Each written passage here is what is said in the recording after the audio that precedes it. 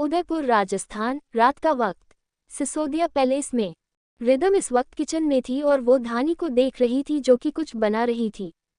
Rhythm धीरे से बोली, भाभी मेरे को शक तो नहीं होगा ना? धानी उसे देखकर बोली, आधे से ज्यादा काम तुमने किया तो फिर शक की क्या बात उठती है? तुम बोलो कि तुमने किया है। रिदम कुछ पल रुककर बोली, ऐसे कैसे बोल दूं भाभी? मतलब मैंने किया है पर मैंने नहीं किया है। मतलब आप कर रही हो और मैं आपसे करवा रही हूँ। आप प्रेग्नेंट हो फिर भी मैं आपसे काम करवा रही हूँ। कितनी बुरी। धानी बीच में बोली, शट अप। ये सुनते ही रिदम बिल्कुल चुप हो गए। धानी कुछ पल रुककर बोली, तुम उसे सरप्राइज देना चाहती हो ना? तो अपना नाम लेना, मेरा नाम मत लेना। रिदम आई रोल करते हुए बोली, ऐसे कैसे नाम ले लूं, मुझे किसी और का क्रेडिट लेने की। धानी बीच में बोली, क्रेडिट देने वाला तुम्हारा पति है, अगर मैं कुछ कर रही हूं तो कुछ गलत नहीं है। बोलकर उसने ट्रे को अच्छे से डेकोरेट किया और फिर ट्रे रिदम की तरफ खिसका दी। रिदम ने उस ट्रे को देखा जिसमें कपकेक से स्माइली बना हुआ था। साथ में कैंडल्स रखे हुए थे और एक लाइटर भी रखा था। धानी मुस्कुराते हुए बोली, अब लेकर जाओ। 12 बजे बजने में सिर्फ और सिर्फ 3 मिनट बचे हैं। रिदम मुस्कुराते हुए बोली, थैंक यू भाभी। बोलकर उसने धानी के गाल पर किस किया और ट्रे लेकर तुरंत वहां से चली गई। उसके जाते ही धानी तुरंत बेडरूम की तरफ बढ़ गई। वो जैसे बेडरूम में पहुंची शिवम उसे देखकर बोला, क्या कर रही थी तुम? रिदम तुम्हें लेकर क्यों गई थी?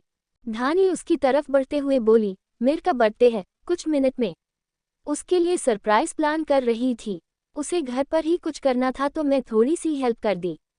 शिवम उसे देखते हुए बोला, धानी हेल्प कर दी, इतने सारे लोग हैं ना यहाँ पर, कोई भी मदद कर देता। और ये रिदम वो जानती है कि तुम।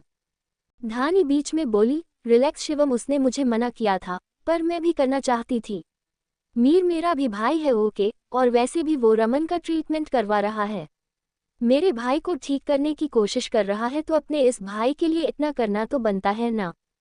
शिवम गहरी सांस लेकर बोला, ओके, पर तुम कोई लापरवाही नहीं करोगी? बोलकर उसने धानी को आराम से बेड पर बैठाया और खुद भी उसके पास बैठ गया। शिवम का ऐसा बिहेवियर देखकर धानी के होठों पर एक हल्की सी मुस्कान आ गई। वही रिदम ट्रे लेकर के बेडरूम के बाहर पहुंची। उसने एक गहरी सांस ली और फिर अगले ही पल बेडरूम का गेट खोलकर वो अंदर गई और मुस्कुराते हुए बोली, हैप्पी बर्थडे। मिरांश बेड बैठा हुआ अपने फोन पर कुछ टाइप कर रहा था। उसने एकदम से अपनी नज़र उठाकर रिदम की तरफ देखा। मिरांश अपना फोन साइड में रखकर बोला, व्हाट? रिदम उसकी तरफ बढ़ते हुए बोली, कान ठीक है तुम्हारे, तुम्हें सुनाई भी दे रहा है पति। मैंने बोला हैप्पी बर्थडे पति, मेरे साथ तुम्हारा पहला बर्थडे है तो फिर सेलिब्रेट करना तो बनता है। बोलकर उसने वो ट्रे बेड पर रखा और खुद मिरांश के पास बैठ गई। मिरांश की नज़र उसे ट्रे में बनी हुई स्माइली पर गई और वो धीरे से बोला, ये सब क्यों कर रही हो तुम प्रिंसेस? करने की जरूरत नहीं थी कोई खास दिन। रिदम बीच में बोली, चुप, अगर तुमने मेरे पति के बर्थडे के दिन को खराब बोलने के बारे में सोचा ना, तो मुझसे बुरा कोई नहीं होगा। ये मेरे पति का बर्थडे का दिन है, बहुत खास दिन है। इस दिन मेरा पति आया है, ऐसे कैसे छोड़ दूं मैं? मिरांश गहरी सांस लेकर बोला, लेकिन प्रिंसेस।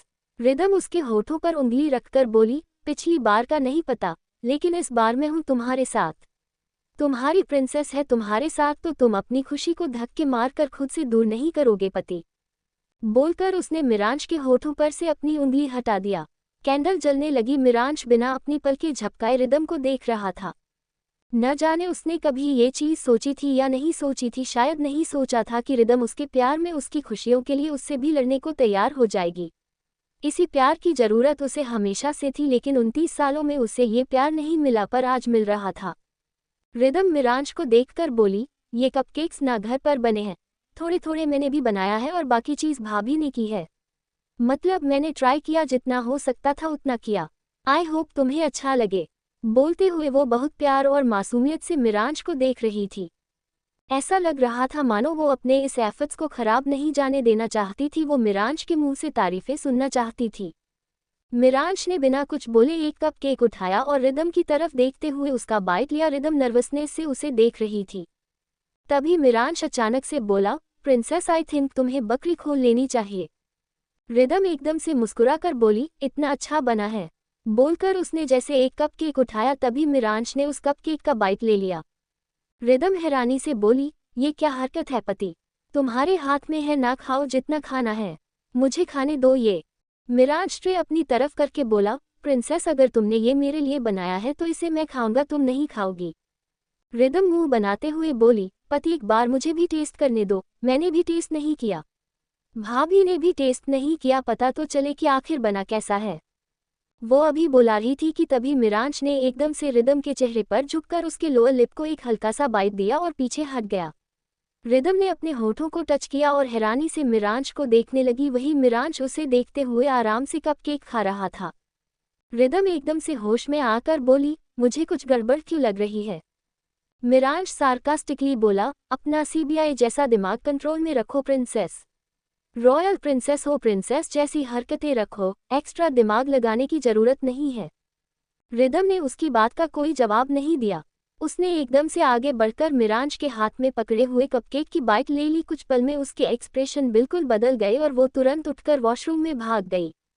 मिराज ने उसे जाते देखा लेकिन उसके ऊपर कोई फर्क नहीं पड़ा, वो आराम से खा रहा था। ऐसा लग रहा था कि मानो वो दुनिया की सबसे टेस्टी चीज हो। थोड़ी देर बाद रिदम बाहर आकर बोली, पति क्या कर रहे हो, क्यों खा रहे हो, इतना कड़वा है, इसमें कोको पाउडर ज्यादा हो गया है आई थिंक, डार्क चॉकलेट भी ज्यादा, कितना गंदा बना है, छोड़ो। बोलते हुए वो बेड के पास पहुंची। मिराज उसे देखकर बोला, पहली बार किसी ने इतनी कोशिश की है प्रिंसेस, मैं नहीं छोड़ सकता। रिदम उसे देखकर बोली, पति मैं तुम्हारे लिए दोबारा बना दूंगी, मैं तुम्हारे लिए हर साल कोशिश करूंगी, तुम्हें आदत पड़ जाएगी, फिर तुम बुराइयां करोगे, मेरी आदत मत निकालो प्लीज, इसे छोड़ दो। मिराज उसे देखकर बोला, तुम्हें सच में लगता है प्रिंसेस कि मैं तुम्हारी किसी भी चीज की बुराई कर सकता हूँ। आई लव यू ओके, और ये शब्द ये बता सकते हैं तुम्हें कि मैं किसी चीज की बुराई नहीं कर सकता, और वो भी तुमसे जुड़ी हुई चीज की तो बिल्कुल नहीं। रिदम हैरान परेशान मिराज को देख रही थी। वहीं मिराज ने उसके सामने ही वो सारे कपकेक्स खत्म कर दिए। मिराज ने वो खाली ट्रे नाइट स्टैंड पर रखा और फिर रिदम को देखकर बोला, जितने कैलोरीज मैंने अभी खाई है ना, 1 महीने तक वो कैलोरीज चलेंगी। रिदम धीरे से बोली, कैलोरीज की ऐसी की तैसी, तुम ये कैसे खा सकते हो। बोलते हुए उसकी आंखें नम हो चुकी थी। मिराज ने एकदम से रिदम का हाथ पकड़कर उसे अपने पास खींच लिया। रिदम ने अपने दोनों हाथ मिराज के कंधों पर रख लिए और सर झुकाकर उसे देखने लगी। इस वक्त मिराज बेड पर बैठा हुआ था और रिदम उसके सामने उसके बेहद करीब खड़ी थी। मिराज उसकी आंखों में देखते हुए बोला, आज मैं तुम्हारे लिए ये सब कर रहा हूँ, कल तुम भी करोगी ना प्रिंसेस, बिल्कुल बराबर की चीज चलेगी है ना। रिदम धीरे से बोली, नहीं ऐसे नहीं होता पति। मिराज उसका हाथ अपने हाथ में लेकर बोला, बिल्कुल ऐसा ही होता है प्रिंसेस। बोलकर उसने रिदम के हाथ पर किस कर लिया। रिदम ने फ्रस्ट्रेशन से अपनी आंखें बंद कर ली क्योंकि वो मिराज की बातों को माना नहीं कर सकती थी और उसकी हरकतें उसके दिमाग को उलझा देते थे। थोड़ी देर बाद उसने अपनी आंखें खोली और मिराज को देखा जो कि बिना किसी भाव के बाहर इंटेंसिटी से उसे देख रहा था। रिदम कुछ पल रुककर बोली, ये कैसे देख रहे हो तुम मुझे, मतलब। वो अभी बोल रही थी कि तभी मिराज ने उसे खींचकर तुरंत बेड पर लिटाया और अगले ही पल खुद उसके ऊपर आ गया। उसके ऐसा करते ही रिदम की सांसें तेज हो चुकी थी। वो अपनी आंखें बड़ी बड़ी की है मिराज को देख रही थी। मिराज ने रिदम के चेहरे पर आते हुए बालों को एक तरफ किया और उसने सर झुकाकर उसके गाल पर अपने होंठ टिका दिए। रिदम ने अपनी आंखें बंद कर ली। वही मिराज के होंठ उसके गाल से लेकर के उसके कंधे तक हरकत करने लगे थे। रिदम मिराज के एहसास में खोती चली जा रही थी कि तभी उसके मुंह से हल्की सी चीख निकल गई क्योंकि मिराज ने उसके कंधे पर बाइट कर लिया था। रिदम उसे देखकर बोली, ये क्या है पति। इससे आगे वो कुछ बोल पाती कि मिराज ने उसके होठों को गिरफ्त में ले लिया। उन दोनों के होंठ आपस में उलझे हुए थे, सांस आपस में मिलती चली जा रही थी और मिराज के हाथ रिदम के शरीर पर अपनी हरकत करते चले जा रहे थे। धीरे धीरे मिराज अपना आपा खोता चला जा रहा था और वही रिदम उसमें खो दी गई। थोड़ी देर बाद मिराज ने रिदम के होठों को छोड़ा और वो नीचे बढ़ गया। उसके हाथ रिदम के कंधे, गर्दन, कॉलरबोन हर जगह चल रहे थे। रिदम के ड्रेस की स्ट्रैप उसके कंधे से नीचे गिर चुकी थी। वहीं मिराज का एक हाथ उसकी कमर पर था और दूसरा हाथ उसके शरीर पर यूं ही चल रहा था। थोड़ी देर बाद उन दोनों के कपड़े जमीन पर पड़े हुए थे और बाहर से आई हुई चांद की रोशनी में वो दोनों एक दूसरे में पूरी तरीके से खोए हुए थे। अगला दिन रिदम आराम से बेड पर सो रही थी। वहीं मिराज बैठा हुआ चुपचाप उसे देख रहा था। आज का दिन उसकी जिंदगी के लिए कभी अच्छा रहा नहीं था, पर शायद पहली बार अच्छा होने वाला था। वजह उसकी आंखों के सामने थी। उसकी प्रिंसेस जो उसके इस दिन को भी खास बनाना चाहती थी। इस दिन को जिसे अभिराज ने कितनी बार मनहूस से लेकर के कई चीज बोली, वो उसे दिन को भी खास बना रही थी। मिरांश धीरे से बोला, किसी अल्फाज में वो ताकत नहीं, तुमने किसी दिन में वो खासियत नहीं है जो तुम में है, किसी इंसान में वो करिश्मा नहीं है जो तुम में है। तुम वो हो जो पत्थर को भी इंसान बना दे, तुम वो हो जो मेरे जैसे आवारा से दिल को भी धड़का दे। बोलकर उसने सर झुकाया और रिदम की फोरहेड पर किस कर लिया। तभी तुमने करवट बदलते हुए अपनी आंखें खोली और मिरांश को देखकर नींद भरी आवाज में बोली, मॉर्निंग पति। बोलकर उसने अपना एक हाथ आगे बढ़ा दिया। मिरांश ने हल्का सा आगे बढ़कर रिदम को उठाया और उसे अपने लैप पर बैठाकर बोला, सीरियसली प्रिंसेस, तुम्हारा ऐसा बिहेवियर देखकर कोई नहीं बोलेगा कि तुम एक एडल्ट हो। तुम एडल्ट लगती भी नहीं हो, बच्ची ही लगती हो। रिदम एकदम से उसे देखकर बोली, अब तुम मुझे इस बात को लेकर चिढ़ाना मत। Happy birthday. कहते हुए रिदम ने मिरांश की गाल पर किस किया और वापस उसके कंधे पर सर टिका लिया। मिरांश कुछ बोलने वाला था कि तभी उसका फोन बजा। उसने जैसे ही अपने फोन की स्क्रीन की तरफ देखो, उसका एक्सप्रेशन एकदम से बदल गए। तभी रिदम तुरंत बोली, ओके मैं फ्रेश होकर आती हूँ, फिर हमें कुछ और भी करना है। बोलकर वो जल्दी से वॉशरूम भाग गई। उसके जाते ही मिरांश ने कॉल की पिक किया। दूसरी तरफ से अनिरुद्ध की आवाज आई, हैप्पी बर्थडे। मिरांश सार्कास्टिकली बोला, मैंने आपसे बर्थडे विश मांगी। जो आपने मुझे बर्थडे विश करने के लिए कॉल किया है, ये हर साल का नाटक क्या है? आज आपकी बहन का मरण दिन है ना, तो जाकर के पूजा करिए, मेरा दिमाग मत खराब करिए। तभी अनिरुद्ध अचानक से बोला, तुम्हें वो चाहिए ना? अगर चाहिए तो मेरी बात सुनो। ये सुनते ही मिरांश एकदम से रुक गया। अनिरुद्ध की बात सुन मिरांश बिल्कुल शांत हो चुका था और उसने कॉल कट नहीं किया। तभी अनिरुद्ध फिर से बोला, तुमने सच में कॉल कट नहीं किया? मिरांश बिना किसी भाव के बोला, सीधे पॉइंट पर आइए। अगर उल्टी सीधी इधर उधर की बातें करनी है तो फिर मैं कॉल कट कर रहा हूँ, और जब बात काम की हो तब आप दोबारा कॉल कर लेना। अनिरुद्ध झट से बोला, नहीं, कॉल कट करने की जरूरत नहीं है, तुम्हें जो चाहिए वो मिल जाएगा। अनिरुद्ध की बात का मिरांश ने कोई जवाब नहीं दिया। तभी अनिरुद्ध फिर से बोला, कोई तो जवाब दो, तुम्हें जो चाहिए वो मिल जाएगा। मानवी का गिटार तुम्हें मिल जाएगा, जो मैंने आज तक संभाल कर रखा है। खुश? मिरांश कुछ पल रुक कर बोला, इसमें खुश होने वाली कोई बड़ी बात नहीं है। ये आपको मुझे तभी दे देना चाहिए था जब जरूरत थी। वो कोई बात नहीं, देर से पर सही टाइम पर आ गए। और एक बात, उस गिटार को हाथ मत लगाना। बोलकर उसने कॉल कट कर दिया। अनिरुद्ध अपने फोन की तरफ देखकर बोला, सीरियसली मेरी बहन का गिटार है और मैं हाथ ना लगाऊं? तभी पीछे से आवाज आई, पर डैड वो उसकी माँ का है। अनिरुद्ध ने मुड़कर प्रथम को देखा और हल्का सा मुस्कुराकर बोला, आई नो, मैं वो गिटार किसी को नहीं देना चाहता था, क्योंकि मानवी की आखिरी निशानी है वो गिटार, उद्धरण चिन्ह। वो मानवी के बहुत क्लोज था। मुझे याद है 10 साल पहले मिरांश ने अपने बर्थडे पर मुझसे वो गिटार मांगा था और मैंने मना कर दिया था, बट आई थिंक अब उसे दे देना चाहिए। प्रथम कुछ पल रुक कर बोला, वो टूटी हुई लकड़ी हो चुकी है दादा। मतलब उसे भी नहीं होगी तो वो करेगा क्या? बोलकर वो आराम से वही अनिरुद्ध के बगल में सोफे पर बैठ गया। अनिरुद्ध उसे देखकर बोला, आई डोंट नो क्या करेगा, बट मानवी की निशानी मैं उससे और नहीं छीन सकता। बहुत दूर रखा है 10 साल तक, अब मिरांश के इस बर्थडे पर उसे मानवी का गिटार मिलेगा। प्रथम कुछ सोचते हुए बोला, ऐसा लग रहा है कि आप अपनी बहन के बेटे को एक्सेप्ट कर रहे हो। ये सुनते ही अनिरुद्ध एकदम से प्रथम को देखने लगा, पर वो कुछ बोला नहीं। प्रथम गहरी सांस लेकर बोला, डैड, चाहे साहित्य हो या फिर मिरांश, दोनों ही आपकी बहनों के बेटे हैं। मुझे समझ में नहीं आता कि ये कहाँ का इंसाफ है या फिर कहाँ का रोल है कि आपने साहित्य को पूरे दिल से एक्सेप्ट किया और उसी के भाई को, आपकी दूसरी बहन के बेटे को नहीं। गलत तो आपने भी किया। अनिरुद्ध धीरे से बोला, आई डोंट नो, आज मानवी की डेथ एनिवर्सरी है। मिरांश उसी दिन पैदा हुआ। मैं क्या करूं? जब भी सोचता हूं ऐसा लगता था कि मानवी की मौत का जिम्मेदार मिरांश है। प्रथम एकदम से खड़ा होकर बोला, डैड, किसी का आना जाना कोई नहीं रोक सकता। जो आता है वो जाता है, बट मौत का जिम्मेदार एक मासूम बच्चे को, जो कि दुनिया में आया था, जिसने आते ही अपनी माँ खो दी। आप सब ने मिलकर उसे अपनी ही माँ का कातिल करार दिया। इंसाफ तो आपने भी कहीं नहीं किया। बाकी आपकी मर्जी, जो सही लगे। बोलकर वो वहां से चला गया और वही अनिरुद्ध प्रथम की बातों के बारे में सोचने लगा। इधर मिरांश ने कॉल कट कर दिया तो वापस बेड पर लेट गया और कुछ सोचने लगा। 10 साल पहले वह मानवी के गिटार के लिए तड़प था। मिरांश को याद था उसका 19th बर्थडे था जब उसने सोचा था कि वह सिंगिंग को अपनी दुनिया बनाएगा, अपनी पहचान बनाएगा। मिरांश धीरे से बोला, मुझे आज भी वो दिन इतना याद है मिस्टर अनिरुद्ध राजपूत। जब मैंने इतनी मुश्किल से आपका नंबर ढूंढकर आपको कॉल किया था तब आपने मेरे मुंह पर बोला था कि आपकी बहन की चीज़ पर मेरा कोई हक नहीं है। बहुत मुश्किलों से पता चला था मुझे कि मेरी इकलौती माँ सिंगर थी। तभी समझ में आ गया था कि सिंगिंग का पागलपन मेरे अंदर है क्यों है, पर आपने मुझे मेरी माँ की उस निशानी से भी दूर कर दिया।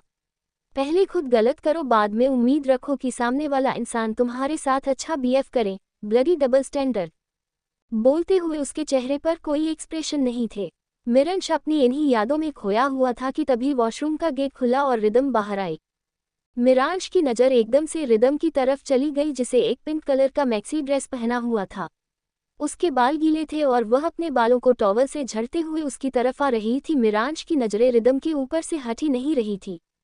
वही रिदम ने एकदम से मिरांश को देखा और मुस्कुरा कर बोली, आई नो पति कि मैं बहुत ब्यूटीफुल हूँ, इतनी ब्यूटीफुल कि तुम्हारी नज़रें मुझ पर से हटती नहीं, पर थोड़ी सी तो नज़र हटा लो। आई मीन अगर इतना देखोगे तो मुझे शर्म आएगी। मिरांश एकदम से उठकर बैठा और उसने रिदम को कमर से पकड़कर अपने पास खींच लिया। रिदम के बाल मिरांश के चेहरे को छू रहे थे। उसके बालों से टपकता हुआ पानी मिरांश के गाल से होते हुए नीचे बह रहा था। रिदम मुस्कुरा कर बोली, पति ऐसे तो तुम बहुत हॉट लग रहे हो। मिरांश हल्का सा मुस्कुरा कर बोला, मैं वैसे भी हॉट हूँ एक प्रिंसेस, इतना हॉट कि मेरी हॉटनेस के आगे तुम्हारी शराफत भी खत्म हो चुकी है। रिदम मुस्कुराते हुए बोली, कोई बात नहीं, मैं शरीफ बनकर क्या करूँगी जब मेरा पति ही सबसे बड़ा बेशर्म है। अब ये सब छोड़ो, जल्दी से फ्रेश हो, उसके बाद हमें और भी चीज़ करनी है, जाओ। बोलकर उसने मिरांश का हाथ अपने कमर से हटाया और फिर वॉशरूम की तरफ इशारा किया। मिरांश कुछ पल रुककर बोला, प्रिंसेस कोई ड्रामा करने की। रिदम बीच में बोली, लिसन मेरे पति का बर्थडे, अगर तुमने कोई भी बकवास की तो मुझसे बुरा कोई नहीं होगा, जल्दी जाओ। मिरांश ने कुछ पल उसे देखा और वो तुरंत उठकर रिदम के गाल पर किस करके वॉशरूम चला गया। रिदम हल्का सा मुस्कुराए और वो गुनगुनाते हुए बाहर निकल गई। थोड़ी देर बाद मिरांश जैसे नीचे पहुंचा उसकी नज़रें शिवम की तरफ चली गई जो कि हॉल में बैठा हुआ था और अपने फ़ोन पर कुछ कर रहा था। मिरांश तेज आवाज में बोला, हेलो साले साहब, गुड मॉर्निंग। मेरी बहन को छोड़कर आप अपने फ़ोन पर लगे हुए हैं, ऐसे ध्यान रखिएगा आप मेरी बहन का। बोलते हुए वह आराम से सोफे पर बैठ गया। शिवम एकदम से उसे देखकर बोला, ये तुम घूम फिर करके मेरी बीवी को बीच में क्यों लेकर आ रहे हो? अगर वो तुम्हारी बहन है तो मेरी वाइफ भी है, मुझे अच्छे से पता कि कैसे। मिरांश बीच में बोला, ये चीज़ बिल्कुल आप पर डिपेंड करती है। एटलीस्ट में आपकी तरह बीच बीच में टांग अड़ाने तो नहीं आता। अब जो बातें आप बोल रहे थे मुझे वो बात तब याद रखना जब आप मेरे और मेरे प्रिंसेस के बीच में अपनी नाक लेकर आएंगे। शिवम अपना फ़ोन टेबल पर रख कर बोला, प्रॉब्लम क्या है तुम्हारी? मैंने कुछ बोला? मिरांश कॉफ़ी मैग उठाकर बोला, यही तो प्रॉब्लम है कि आपने कुछ बोला नहीं। अब आपने बोला नहीं तो मैं बोर हो गया। शिवम गुस्से में बोला, मिरांश वो मेरा कॉपी मग था। मिरांश सार्कास्टिकली बोला, कोई बात नहीं साले साहब, अब आपके घर आपका दामाद आया है, आपकी बहन का पति आया है, थोड़ी सेवा करो, अपने लिए दूसरा बनवा लो। शिवम जबरदस्ती मुस्कुरा कर बोला, तुम्हारी सेवा करने से अच्छा मैं कुछ और काम कर लूँ, मेरा टाइम यूज़ हो जाएगा। मिरांश एकदम से हंसकर बोला, नीचे जाकर के खाना बनाओ, बहुत अच्छे से टाइम यूज़ होगा और आपके कुकिंग स्किल भी बढ़ जाएंगे। मिरांश की बातें सुन शिवम को इरिटेशन होने लगी। वो गुस्से में बोला, लिसन मिरांश रघुवंशी, मेरा दिमाग खराब करना बंद करो, तुम्हारा बर्थडे है, परेशान मत करो वरना मुझसे बुरा कोई नहीं होगा। मिरांश बिना एक पल गवाए बोला, बिलीव मी साले साहब, आपसे बुरा कोई है भी नहीं, देखने में तो बिल्कुल जल्लाद लगते हो और हरकतें बिल्कुल मोगैम्बो जैसी, परफेक्ट कॉम्बिनेशन। शिवम कुछ बोल पाता कि तभी धानी वहां पर आकर बोली, क्या चल रहा है तुम दोनों के बीच? मिरांश उसे देखकर बोला, कुछ भी नहीं, मैं बस अपने साले साहब को बता रहा था कि म्यूजिक इंडस्ट्री में क्या चल रहा है। शिवम जबरदस्ती मुस्कुरा कर बोला, एग्जैक्टली धानी, परेशान होने की जरूरत नहीं है, बस नॉर्मल बात कर रहे थे। धानी उन दोनों को देखते हुए बोली, मुझे बिलीव नहीं है कि तुम दोनों नॉर्मल बात करोगे। By the way Mir happy birthday. धानी की बात का मिरांश ने कोई जवाब नहीं दिया। तभी शिवम उससे बोला, ये क्या तरीका है, वो विश कर रही है ना, तुम्हें जवाब दो। मिरांश उसे देखकर बोला, नहीं दूंगा तो बंदूक लेकर मेरे सर पर खड़े हो जाओगे तुम। तभी रिदम वहां पर आकर बोली, बस बहुत हो गया, अब आप लोग अपनी लड़ाई झगड़े वाली दुकान बंद करो और ब्रेकफास्ट रेडी है तो चलो।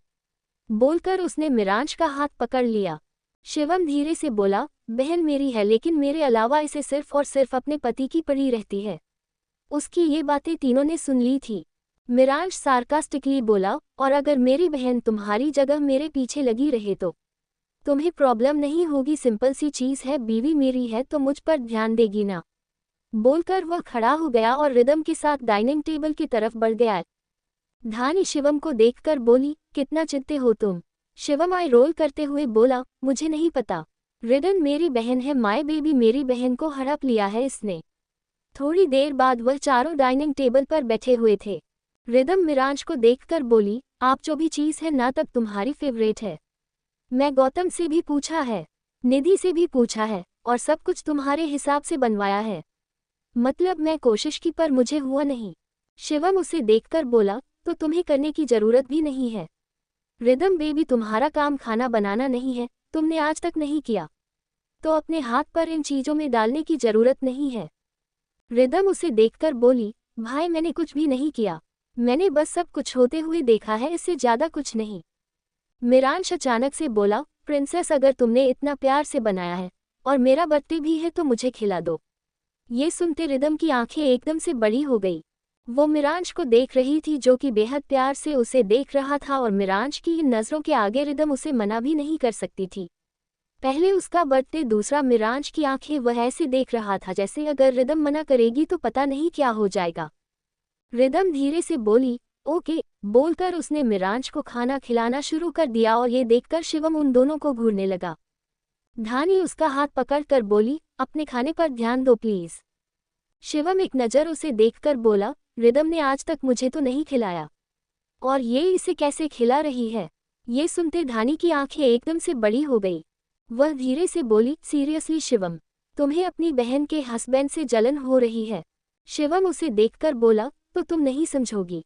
बोलकर उसने अपने खाने का एक बाइट लिया और वापस रिदम की तरफ देखने लगा, जिसका सारा ध्यान अब मिरांश के ऊपर था। तभी थोड़ी सी सब्जी मिरांश के लिप्स के कॉर्नर पर लग गई। रिदम ने बिना एक पल गवाए अपने अंगूठे से उसे साफ किया और मुस्कुराकर बोली, ध्यान से। मिरांश तिरछी नज़र से शिवम को देखा और आई विंक कर दिया। उसने एकदम से रिदम के फिंगर टिप्स को बाइट कर लिया। रिदम धीरे से बोली, क्या कर रहे हो।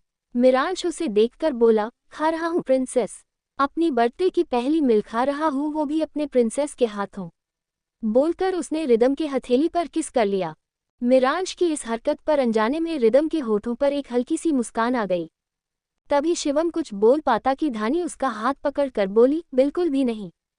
शिवम इरिटेट होते हुए बोला, धानी मुझे बहुत इरिटेशन हो रही है, तुम्हें समझ क्यों नहीं आ रहा है। ये जानबूझकर मेरे सामने मेरी बहन को अपने साथ ऐसे बिजी दिखा रहा है जैसे। धानी बीच में बोली, जैसे कि उसकी वाइफ है, उस पर ध्यान दे रही है, तो तुम्हें क्या तकलीफ हो रही है। शिवम कुछ बोल पाता कि तभी धानी ने उसके मुंह में एक निवाला डाल दिया और उससे बोली, बिल्कुल चुप। मिरांश अचानक से बोला, वैसे प्रिंसेस मैं चाहता हूं कि आज तुम सुबह से लेकर रात तक मुझे खुद खिलाओ, I want to feel special. Rhythm एकदम से मुस्कुराकर बोली, सच में, तो ठीक है, तुम्हें रात का खाना भी मैं खिलाऊंगी, और तुम बीच में जो भी खाना होगा मैं खुद अपने हाथों से खिलाऊंगी। खुश। बस अब इससे आगे शिवम से कंट्रोल नहीं हुआ। वो एकदम से खड़ा होकर बोला, एक काम करो, तुम दोनों एक दूसरे को खाना खिलाने का काम करते रहो, और साथ में वीडियो बनाकर के रख लो, अपनी औलाद को दिखाना। बोलकर वहां से चला गया। मिरांश धीरे से बोला, औलाद आने में तो अभी बहुत टाइम है, अभी अगर प्लान भी करेंगे तो 1 साल लग जाएगा आते आते, उससे ज्यादा ही। इतना बोलता वो रुकेगी और उसकी नज़र रिदम की तरफ चली गई जो कि हैरानी से उसे देख रही थी। क्या रिएक्शन देगी रिदम, जानने के लिए पढ़ते रहिए।